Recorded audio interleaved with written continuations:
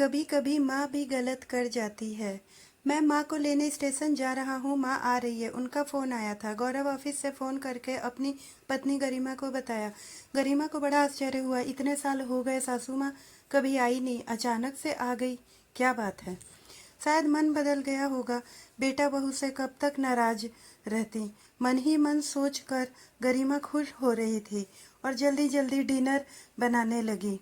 गौरव माँ को लेकर आया। गरिमा अपने सासू माँ के चरण स्पर्श की। ठीक है, खुश रहो। गरिमा के सास बहुत बेरुखी से बोली। गरिमा की आंखों में आंसू आ गया और किचन में चली गई। अगले दिन गौरव की माँ लता देवी अपने बेटे को बुलाकर बोली, देखो गौरव, तुम्हारी सरकारी नौकरी है, इतना तनख्वाह तो मिल जाता है कि तुम्हारा जीवन आराम से चल जाए, और रहने के लिए तुम्हें सरकारी आवास भी मिला हुआ है।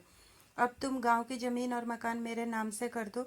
माँ, आप ऐसे क्यों बोल रही हैं? सब तो आप ही का है, इसलिए तो बोल रही हूँ। जो मेरा है वह मेरे नाम कर दो। माँ, आप तो जानती ही हैं, मकान पर लोन लेने के लिए ही मैं सब अपने नाम किया था। ठीक है, अब मेरे नाम कर दो, मैं अपना संभाल लूंगी, और जीते जी मैं बंटवारा कर देना चाहती हूँ, लता जी बोली। गौरव कुछ बोलना चाहा, लेकिन गरिमा ने उसे रोक लिया। लता जी बेटे के सामने मकान का पेपर रख दी और बोली, सिग्नेचर कर दो, जो आपको ठीक लगे माँ। गौरव समझ चुका था कि उसके और उसके परिवार के साथ बहुत बड़ा अनर्थ होने वाला है। उसके सिर पर से छत छीनने वाली है। गौरव पेपर पर सिग्नेचर कर दिया। अगले दिन लता जी वापस कहाँ चली गई? गौरव बहुत उदास था। गरिमा समझाने की कोशिश कर रही थी। गरिमा, तुम नहीं जानती हो मैं अपने माँ और बहन के लिए कितना त्याग किया हूँ। 15 साल की उम्र में पिताजी का साया सर से उठ गया। मैं घर की पूरी जिम्मेदारी अपने कंधे पर ले लिया। पढ़ाई के साथ साथ मैं काम भी करता था। मेरी माँ और बहन को कोई तकलीफ ना हो, इसके लिए मैं जी तोड़ मेहनत करता था।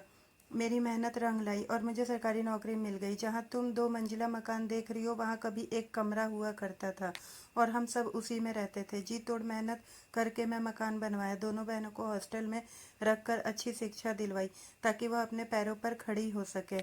माँ की आंखों में कभी आंसू नहीं आने दिया, और आज वही माँ मेरे सर पर से छत छीन कर ले गई।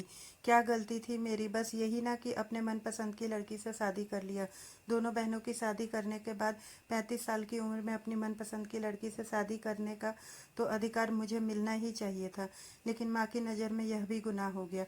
मैंने कभी सोचा नहीं था कि मेरी माँ और बहनें इतना बदल जाएंगी।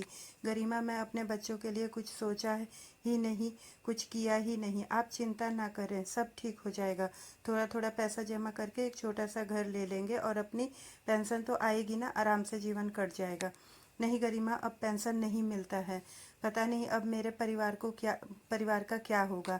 कुछ दिनों बाद पता चला कि लता जी ने प्रॉपर्टी दोनों बेटियों को आधा आधा बांट दी, और दोनों बहनें खुशी खुशी उस प्रॉपर्टी को अपने नाम करवा ली, और भाई के बारे में रत्ती भर भी नहीं सोचा।